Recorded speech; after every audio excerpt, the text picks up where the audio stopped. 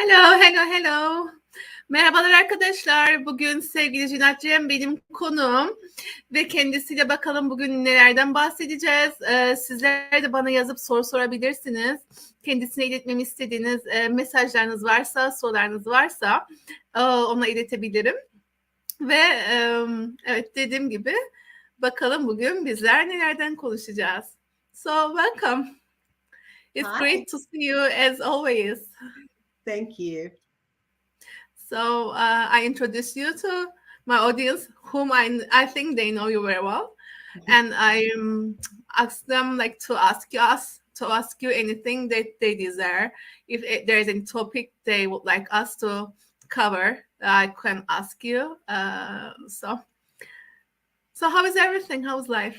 Life is good. Life is good. Yes. It's starting to get hot here in the United States. Ben yine her şey nasıl gidiyor dedim. Hayat nasıl dedim. Burada Amerika'da hava sıcak olmaya başladı diye cevap verdi. Her şey iyi gidiyor dedi. And here in Izmir is very, very, very hot. Especially today. I'm originally from Cyprus and Cyprus is like over heated place. Yes.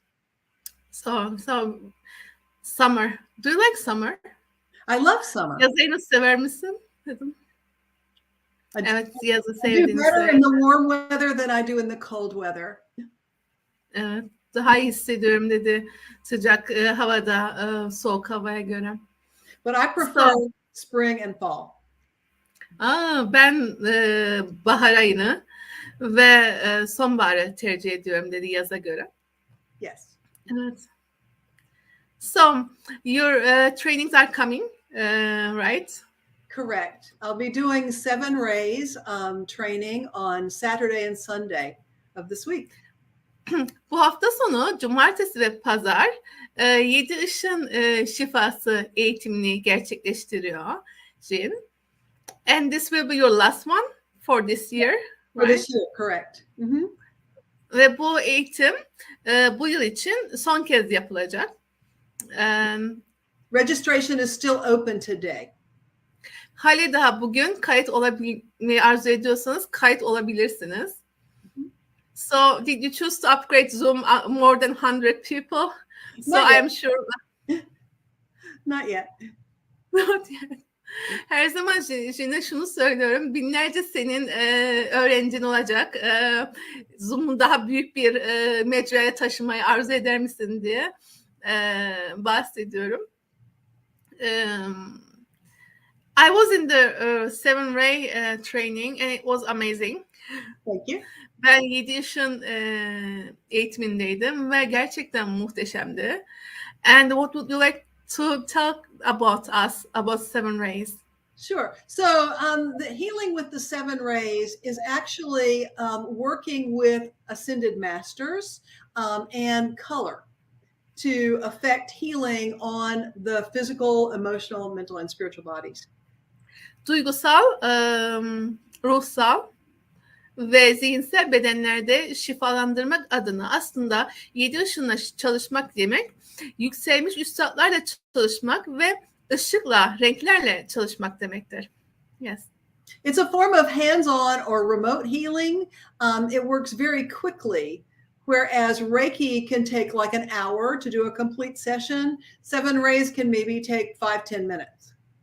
Reiki 1 saati gerektirirken bu çok hızlı işlev gösteren bir çalışma ve 5-10 dakika içerisinde yapabiliyorsunuz 7 ışını ve hem yakından ellerinizi koyarak yapabiliyorsunuz hem de uzaktan yapıyorsunuz. Yeah. However, but the healing that one can achieve from the 7 rays is very fast, intense, and can be permanent. Ve 7 ışından gerçekten şifalandığınız zaman çok hızlı, çok yoğun ve kalıcı bir şekilde şifalanabiliyorsunuz. Yeah, it addresses all the areas of the body. Bedenin bütün hatlarına dokunuyor, temas ediyor. Yeah, and like I said, it works with color and frequency. Renklerle ve frekanslarla çalışan bir sistem. I think, however, some of the largest benefit for students who take the class is the introduction to the Ascended Masters, because many people aren't aware. Fakat sınıfın en büyük hediyelerinden bir tanesi yükselmiş üstadlarla sizi tanıştırıyor olması. Çünkü pek çok insan onların varlığından şu anda haberdar değil. And many students tell me that once they have this introduction and the attunement of the class, the masters stay with them all the time. Ve pek çok öğrencim bana her zaman şunu söylüyor. Biz uyumlanma aldığımız zaman ve bu sınıfı aldığımız zaman bu yükselmiş üstadlar her zaman bizlerle oluyor. Hiçbir yere gitmiyorlar. They don't go anywhere. No, and they'll show up and they will say, use me. Ve onlar görünür oluyorlar ve size beni kullan diyorlar. Yeah, it's really nice. Gerçekten güzel bir deneyim. So you can talk. Some of the people know how to you get introduced with the 7 rays, but maybe some of our audience does not know yet. So how did it start for you? Okay, so yeah, 20 years. Sorry. Pek çoğunuz bu konudan haberdarsınız 7 ışından, ama bilmeyenleriniz için sen bununla ne zaman, ne şekilde tanıştın diye sordum sevgili Cine. Actually, a lot started for me with the 7 rays. 20 years ago, I took a class. Benim için 7 ışınla başladı. And when did you take the class? 2003, right? 2002. 2002 yılında aldığım bir sınıftı 7 ışın şifası diyor. And because it's a 2-day class, right? İki günlük bir sınıftı değil mi? And as I left the first day, I spontaneously opened to channel. I had an enlightenment experience after leaving the first day of the 7 rays class. İlk günkü 7 ışın şifası sınıfını alır almaz aydınlanma yaşamıştım ve inanılmaz bir alan açılmıştı. And I have to say my entire life changed. Ve şunu söyleyebilirim ki benim bütün yaşamım değişti. Because before that, I was working in the corporate world selling computers. Bundan önce ben iş dünyasında çalışıyordum ve bilgisayarlar satıyordum. And I was very successful at that, and I had no idea that 20 years later I would be doing what I'm doing now. O kadar başarılıydım ki hiçbir fikrim yoktu 20 yıl sonra şu anda yapıyor olduğum şeyi yapacağıma dair. So not only did I get introduced to the Ascended Masters and learn a very powerful healing tool, but this opened me to receive inner speak. Bu beni sadece yükselmiş üstadlarla çok büyük bir şifaya açmakla kalmadı. Bu olan inner speak'in girişini sağladı, girişini tetikledi aslında. Bununla başladı diyor bu sistem. And so I have to say that night I opened to channel, and I didn't even really know what channeling was. Ben o gün bir kanal olmaya açılmıştım ve kanallığın ne demek olduğuna dair hiçbir fikrim yoktu. So what is channeling? Maybe they can ask. It's receiving information from other dimensions. Kanallık nedir diye sordum. Belki bu soruyu soracak olanlarınız için başka boyutlardan bilgi almaya başlamaktır. And as I was driving home from that class, I heard a man's voice inside my car telling me that I was done with everything I'd done before in my life. Ve ben o gün while coming back from 7 rays class, yes, first night. O akşam ben sınıftan ayrıldığımda arabada bir ses duydum ve bana bugüne kadar yapmış olduğun her şey bitti diye söyledi bu ses. And I started arguing with that voice, and I said, "No, don't be taking away my livelihood unless you've got something better for me." Hayır diye kavga etmeye başladım o sesle. Benim yaşam şeklimi lütfen benden almayın. Bana daha büyük bir şeyi verecek değilseniz. And the voice said nothing. Ve ses hiçbir şey söylemedi. And then he It repeated didn't say himself. anything. No, silence. And then he repeated Sadece himself. sessizlik vardı. And he said, Ve kendini tekrar etti. you're done with everything you've done up to this point in your life.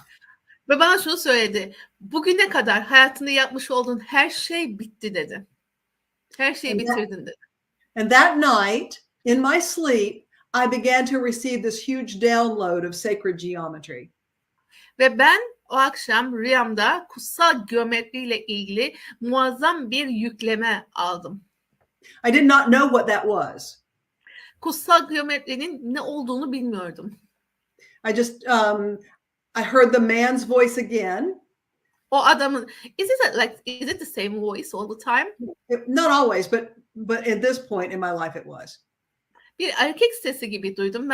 Ben de şunu sormuştum. Hep aynı sesi mi duyuyorsun?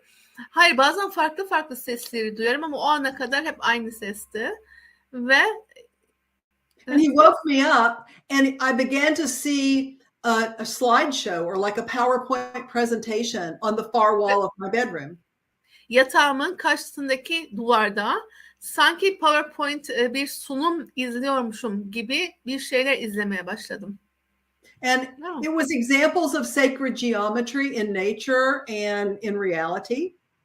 Doğadaki ve realitedeki kutsal geometriyle ilgili örnekler veriliyordu. And it would flash up on the screen and then go away. And I had just long enough to see it. And that was it. Sadece görebileceğim kadar bir hızda duvarda flash gibi patlıyordu ve kayboluyordu.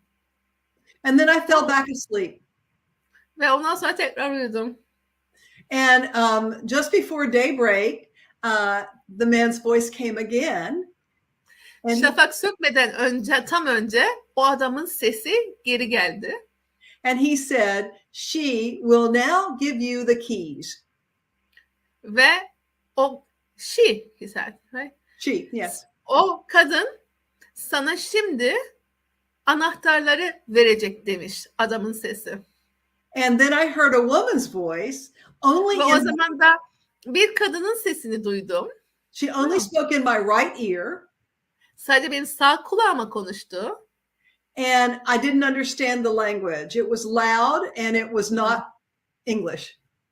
Çok yüksek sesle konuşuyordu ve İngilizce değildi.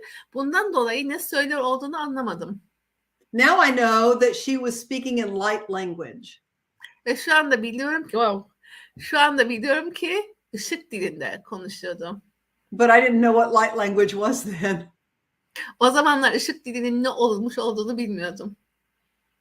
And so then I went back for the second day of the class. Ve ilk gün bitmiş, ilk akşam oluyor bunlar. İkinci gün sınıfa gittim.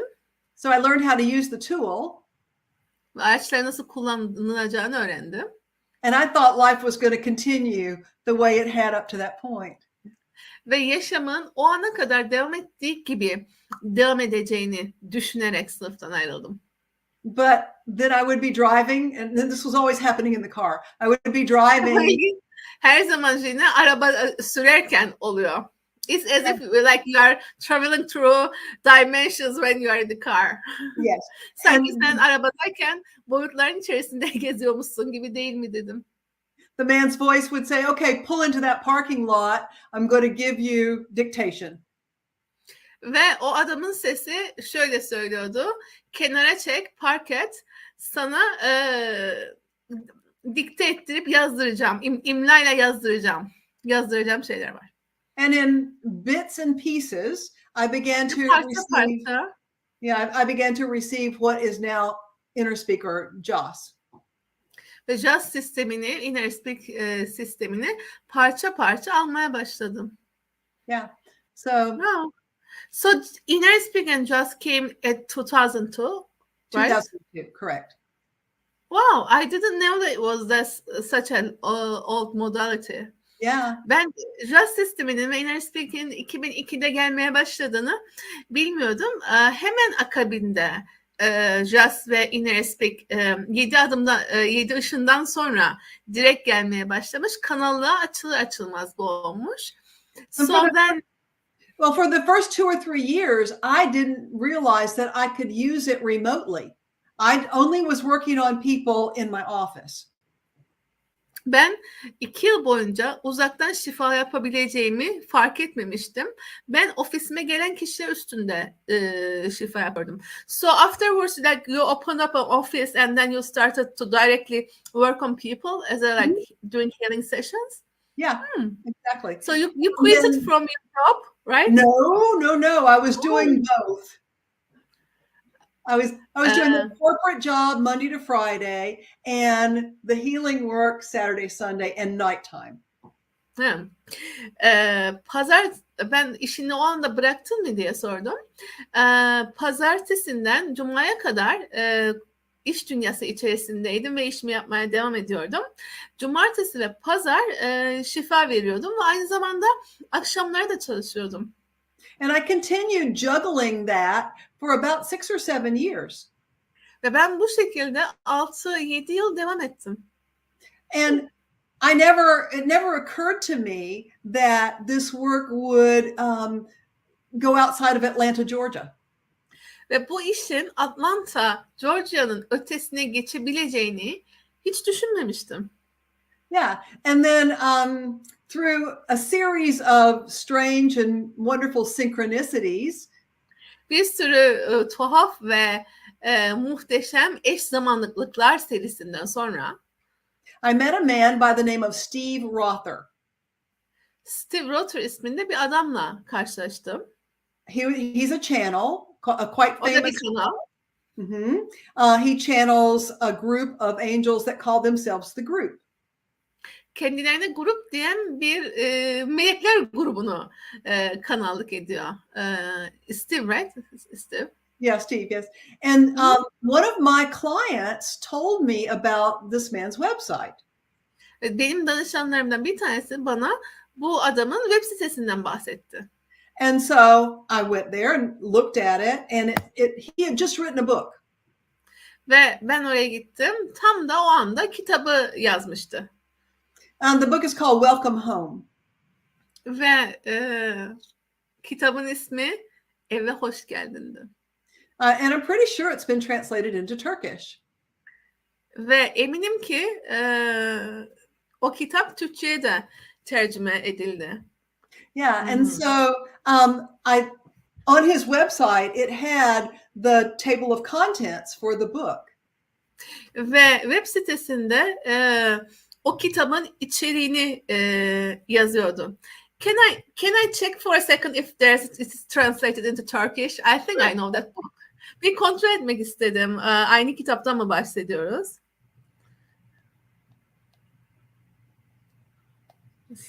I'm not sure what his website is now. Hang on.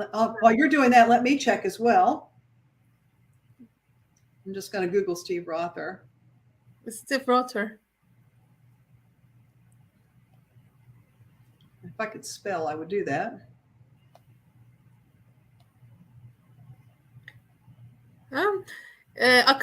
We have a book by him from Akasha. Yes, we have that book in Turkish and it's published from Akasha yayınları. Evet arkadaşlar, Yuva'ya Hoş Geldin isimli kitaptan bahsediyor Jin. Akasha yayınlarından yayınlanmış. He has got 2 more books also translated to Turkish. He's got a whole bunch of books. He's got lots of books. Yeah. His website is espavo.org. Evet, espavo.com org, right? .org. .org isminde bir web sitesi var. Bizde I just wrote it in the chat room. Ruhsal Psikoloji, Hatırla ve Yuva'ya Hoş Geldin kitaplar var. We have got 3 books by him in Turkish, as far as I can see. One of them is called Remember. Remember. I actually think that was the first one. Remember. Yeah. Evet, ilk o kitaptı diye bahsediyor Jin. And it's called Steve Roth and the Group. Yes. And the other one is Welcome Psychology. Psychic Psychology and Coming Back Home, like Welcome Home. Ve o var. Evet arkadaşlar, bu kitaplar Türkçe'de var. Arzu edenleriniz varsa bakabilirsiniz. Yeah, so I ordered when I looked at this at the table of contents, I was like, oh my God, this is everything I've ever wanted to know, but couldn't find the information anywhere. Ve aman tanrım dedim diyor Jane. Bu kitabın içerisinde başlıklarda yazan her şey benim hep aradığım şeydi ve ben bunu hiçbir yerde bulamamıştım. So I immediately ordered the book. Ben hemen kitaba sipariş verdim. And it never came. Ve hiçbir zaman gelmedi. And every day I would go to my mailbox and the book Her would be gün there. And I would just kitabı bekledim ve hiçbir zaman kitap gelmedi. And so after about 2 or 3 months, one day I received a telephone call. Ve 2-3 ay geçtikten sonra ben bir telefonda bir kişi beni aradı. And it was Steve Rother's wife, Barbara. Ve Steve Rother'ın eşi Barbara'ydı. And she said, "Did you order Steve's book?" And I said, "Yes." Steve'in kitabını sipariş vermiş miydin diye sordu bana. Ben de evet dedim. And she said, "Well, we got your order, but one of the digits in your credit card did not come through." Biz senin siparişini aldık ama kredi kartındaki şeylerden bir tanesi çalışmadı. And she said, "We've tried every possible combination of numbers and we can't make it work." Ve biz bir sürü kombinasyon denedik, çeşitli o kredi kartındaki o numaranın ne olduğunu bulmak için ama hiçbir şekilde çalışmadı. So anyway, I gave her the correct credit card number and we stayed on the phone and we talked for almost an hour. Ben ona doğru kredi kartının üstteki numarayı verdim ve telefonda kaldık, 1 saat sohbet ettik. And she was telling me that her husband travels all over the world and hosts workshops where he channels the group. Ve eşinin dünyayı dolaştığını ve atölyeler düzenlediğini ve bu atölyelerde grubu kanallık yaptığından bahsetmiş Barbara ona. And I said, "Well, how come you've never come to Atlanta?" Nasıl oldu da Atlanta'ya gelmediniz o zaman diye sormuş Lynn. And she said, "We've never been invited. We only go places where we're inviting." Biz hiçbir zaman için davet almadık. Biz sadece davet edildiğimiz yerlere gideriz demiş eşim. And I said, "Well, I'm inviting you right now." Ben şu anda sizi davet ediyorum demiş Lynn. And so with that conversation, I became Steve Rother's host in Atlanta, Georgia. Ve ben o sohbetle beraber Steve Ross'un ev sahibi oldum Atlanta'daki. And I hosted him for 3 workshops. Ve 3 atölye boyunca onun ev sahipliğini yaptım. And he became my mentor. Ve o benim eğitmenim olmaya başladı. And so I'm not sure what year it was. Let's say maybe 2007, 2008. Emin değilim hangi yıl olduğunu. 2007, 2010 olabilir. He had a conference in Holland, in the Netherlands. Hollanda'da bir konferansı vardı. And the conference was called the Human Angel Conference. İnsan Melekleri konferansıymış konferansın ismi. And so he invited me to come speak at that conference. Ve beni o konferansta konuşmaya davet etti. He said, "I can't afford to pay your flight to the Netherlands, but if you get there, then you can attend the conference for free and your room and board will be for free." Ben seni oraya da uçak biletini karşılayamam ama oraya gelirsen orada kalmanı ve oradaki şeyini karşılayabilirim demiş. And so I said, "I'm in." Tamam dedim, geliyorum diye cevap verdim. And so I went there and the Dutch people loved Interspeak. Ve ben oraya gittim ve Hollandalılar Interspeak'e bayıldılar. And so I began traveling to Holland 4 times a year to teach. I would first teach level 1 and then I would go back and teach level 2 at the next Ve quarter. ben oraya sürekli ziyaret etmeye başladım. İlk önce gidip 1. seviyeyi veriyordum. Ondan sonra gidip 2. seviyeyi veriyordum. 4 times in a year, you said, right? Yeah. And that happened. Yılda 4 defa bu oluyormuş. Yeah, Yılda and 4 that defa. was happening Hollanda'da year over year. ve her yıl yapmaya devam ettim. And at one of those classes was attended by a Turkish woman. Ve o sınıflardan birine bir kızcağız, Türklerden bir kişi de katıldı. Yeah, and so she took level one. It was Lamia Onurhan. Lamia Onurhan o sınıflardan bir tanesine katıldı ve ilk önce birinci basamak inner speed aldı. So she took level one, and then 6 months later, she came back and took level two. Ve 6 ay sonra geri geldi ve ikinci seviyeyi aldı bu kez. And Wow. she asked me at that second class, she said, do you mind if I translate your work into Turkish? Ve ikinci sınıfta bana bu çalışmalarını Türkçe'ye çevirmemi arzu eder misin diye sordu. And I said, I don't care. Çevirmemden rahatsız olur musun? Tabii ki olmam cevabını verdim. And so she went home and translated everything into Turkish. Ve eve gitti ve her şeyi Türkçe'ye tercüme etti.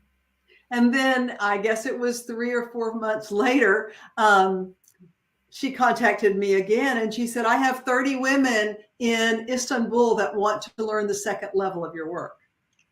Ve arada 3-4 ay geçtikten sonra Türkiye'de 30 tane hanım var senin ikinci seviyedeki ikinci basamağını öğrenmeyi arzu ediyor. She said, would you come to Istanbul? İstanbul'a gelir misin diye sordum. And I said, of course. Ben tabii ki dedim. And the rest is history. Geriye kalan her şey de tarih. And now there are like 400 people who teach the work and 4,000 people who use it in Turkey. Şu anda 400 kişi inner speak dersleri veriyor ve 4000 kişi de eğitimini aldı ve bu araçları kullanıyor. Yeah, the level one. Evet, birinci seviyeyi kullanan. Yeah. And now some of them will be teachers as well, right? Yeah, exactly. They'll be added to the list, the smaller list that the teachers. Ve o 4000 kişiden şimdi seçenler de eğitmenler listesine katılacak, eğitim alacak. Çünkü we have got a training this month, right? June. Right. Haziran ayında çünkü ikinci basamak eğitimi yapılıyor yeniden. And the registration is open, right? Yeah, yes, the registration's open, but they have to have taken level one prior to December of last year. Fakat birinci seviyeyi Aralık'tan önce almış olmaları gerekiyor. So it's the same rule, 6 month rule. Yes. Birinci seviyeyi 6 ay kullanıyorsunuz. Ondan sonra ikinci seviye eğitimini alabiliyorsunuz ve bu durumda Haziran'da şu anda Aralık ayında ders almış olan kişiler, Aralık ve öncesi ders almış olan kişiler eğitmen olmayı seçebilirler. So when is the training? It's the end of the June. The training is going on now. The last day of registration is the 20th of June. Kayıtın son günü 20 Haziran arkadaşlar. And then on the 16th of July, there'll be a live class on Zoom with me and the students. 16 Temmuz'da öğrenciler ve benimle beraber canlı bir sınıf olacak. Yeah. And it's a 2-day class. Like, it's a self-paced. The class itself is a self-paced class. It's 8 webinars that they can do at their own speed. And then it's a 1 day, but there's 2 days of it where I divide them up. Yeah, that's why I always think it like a 2-day class. Right. Aslında bir gün. Şimdi şöyle bir şey var. Şimdi ikinci aşamayı almayı arzu ediyorsanız 8 tane webinardan oluşuyor. İlk önce 8 tane webinarı kendi hızınızda çalışıyorsunuz ve Jin'in 16'sında muhtemelen 17'sinde 2 ayrı sınıftan birine katılıyorsunuz ve bu şekilde eğitmen olabilirsiniz. Yeah. Okay.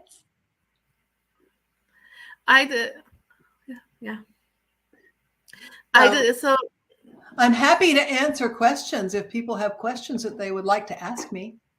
Eğer bana sormayı arzu ettiğiniz sorular varsa cevap vermekten çok mutlu olurum diyor Jill. Yeah. I think it's easier with the Instagram lives, Jill. Maybe we can do a question and answer live sometimes. You can ask me all the questions you want then. Ve belki bir Instagram yayını da yaparız dedim. Sevgili Jin'le sorularınız varsa sorularını alıp da gelebileceğiniz. O zaman sen bana arzu ettiğin her şeyi sorabilirsin dedi. So like Inner Speak is such an amazing modality, and I think that it's a gift. I always when I have some, let's say, issue or something going on in my life, I always check with Inner Speak, and like it's great to know that it's always there. Yeah, like it works at such a deep level in every dimension, in every reality where you're expressing yourself. It's not just limited to physical. Sadece fiziksel boyutta değil, kendinizi ifade ettiğiniz bütün boyutlarda çalışıyor olduğu için çok çok çok derin bir sistem aslında Inner Speak ve gerçekten inanılmaz muhteşem çözümlemeler oluyor arkadaşlar. Bu kendinize yaptığınız seanslar ve bakış açılarınız da son derece, yaşama yaklaşımlarınız değişiyor. It changes the way you perceive the world. That's what I was adding as a personal experience, personal testimonial, I should say. And the reason why it creates such lasting change is because it has the ability to take the client to a place where multiple timelines intersect. Bu kadar derin bir değişim yaratabilmesinin nedeni danışanı çok farklı ve katmanlı boyutlardaki ana noktalara götürüyor olması. And at that point, o noktada point where things can be completely rewritten, the Akashic Records. Tam oraya gittiğinde her şeyin tamamen yeniden yazılabileceği bir an oluyor. Like point of creation. It goes to where it is created at that point of the timelines. Right. And it totally shifts what has written and comes up with something new possibilities. Like aslında bir o yaratım noktasına gidiyor. Yani biz Inner Speak'te bir çalışma yaptığımız zaman tüm zaman alan boyut ve realitelerde o konu neyse onun yaratıldığı noktaya geliyor. Onunla mevcut oluyor ve o konuyu oradan dönüştürüyor. Ve bu dönüşmüş olduğu için çözüm kalıcı oluyor. The greatest thing about it is the effects are lasting. And it doesn't come back. Right. Bir çözüm olduğu zaman o artık kalıcı ve size ait bir çözüm. Now, that said, the client, this is the planet of free choice, free will. So the client can choose to bring it back if they want, you know.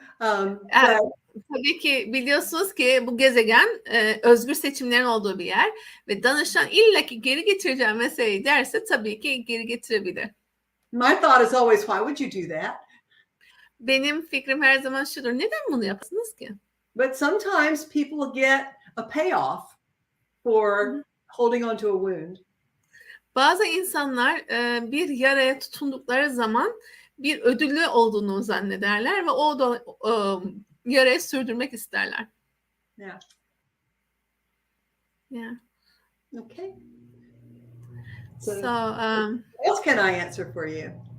Başka senin için ne cevap verebilirim? We have got such a little time. That's why I was like thinking where can I cover it all as our last words for this program, I should say. There are lots of things I can ask you. I mean, I can talk with you for ages. Would you like me to pull some DNA cards and do some DNA activations? Yes, that would be great. Başka neler yapabiliriz diye sordu. Neler sorabilirsin diye sordu bana için. Ben de dedim ki 5 dakikamız kaldı ve bunu bir toparlama noktasındayız programı diye. Yoksa dedim seninle saatlerce konuşabilirdik. Şimdi iyi bağlantı kartlarından sizin için birkaç tane çekeyim o zaman dedi. Çabuk bir şekilde olur şeklinde. Yeah. And the cards are translated into Turkish. Ve kartlar Türkçe'ye de tercüme edildi. But let's see. Let me just pull this one. And I have taken that class, and Emine was such an amazing teacher. Good. Yeah, she's. Ve bunlar DNA kartları, 144 DNA kartlarında da bir sınıfı da var sevgilicinin. Emine bir budak onun dersini veriyor. Ben de dersini aldım. Çok güzeldi gerçekten. Ve Türkçe'ye tercüme etti. O yüzden bu konular da Türkçe'ye tercüme edilmiş durumda. Ve bizler için kart çekecek. Yeah. So I pulled 3 cards. So let's activate 3 strands of DNA. 3 tane DNA'nızı aktif hale getirelim. Hadi dedi. Ve 3 tane kart çektik. Yes. Here's the first one. Bu ilki. This is the DNA strand of transparency. Görünür olmak DNA'sı şu anda. And what it says is that intimacy can now be achieved as you allow the truth of your being to be seen by everyone. Varlığının gerçeğinin herkes tarafından görülmesine izin verebilirsin şu anda ve bu şekilde yakınlık sağlanabilir. Yazıyor üstünde kartın. So let's invite our higher selves. Bizim yüksek benliğimizi davet edelim. To work with the energetic fields and the guides. Enerjetik alanlarla ve rehberlerle çalışmaya. To activate the DNA strand of transparency. Transparency DNA kodlarını aktif hale getirmesi için davet ediyoruz. At the soul level. Ruh seviyesinde.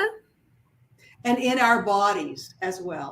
Ve bedenlerimizin içerisinde aynı zamanda. And so be it. Ve böyle olsun. Okay? Evet. The second one that I pulled. İkinci seçtiğim bu kart. This is the DNA strand of unconditional love. Bu koşulsuz sevgi kartı. Wow. This activation brings you back to the state of pure bliss and the energy of home. Sizi ev enerjisine ve kusursuz şükran duyma enerjisine, kutsanma enerjisine sizi geri getiriyor. So invite your higher self to activate the vibration of the DNA strand of unconditional love at the soul level and for your body. Koşulsuz sevgi hattını, DNA'sını aktif edilmeye üzere yüksek benliğimizi davet ediyoruz. Ve bunu ruh seviyesinde yapıyoruz. And so be it. Ve o böyle olsun. And the final one is this one. Ve sonuncusu da bu kart. This one is saturation. Bu olgunlaşma kartı, doyum kartı. And this activation fills you to the point of saturation with the energy of Creator God. Ve bu sizi yaratıcının enerjisine doyurmak üzere aktif hale geliyor.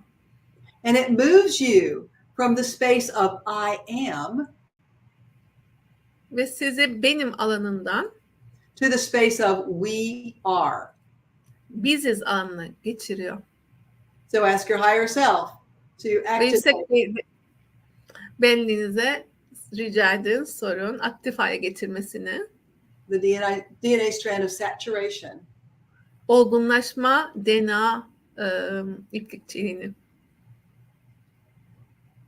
And now I ask that all of our reference points are updated. I ask that all of our grids are updated. Şimdi bütün ızgaralarımızın ve referans noktalarımızın güncellenmesini rica ediyorum. Talep ediyorum. Ask that our energetic fields are balanced and stabilized. Bizim enerjik hatlarımızın dengelenmesini ve stabil hale getirilmesini talep ediyoruz. And I ask that we're all wrapped in sheets of rainbow light. Gently ve her birimizin gökyüzü tabakalarından sarmalanmasını talep ediyorum. Evolutionary state. Ve en uygun şekliyle olduğumuz ruhsal gelişim boyutuna göre. So be it, and so it is. Ve olsun ve öyledir. Öyle olsun ve öyledir. Öyle olsun ve öyledir. Thank you. Thank you for joining me. My pleasure. Wow. My pleasure. Wow. I feel bliss. I mean, I think those are watching, they will say the same. Like, thank you. Excellent. We are so grateful. Evet, kutsanmış hissediyorum dedim. Eminim ki sizler de öyle hissediyorsunuz arkadaşlar. Ve teşekkür ediyorum. I'm very grateful for you and for joining me today. My pleasure. It was a pleasure to me. Thank you. Okay. Love you. Love you too. Love you back. Bye.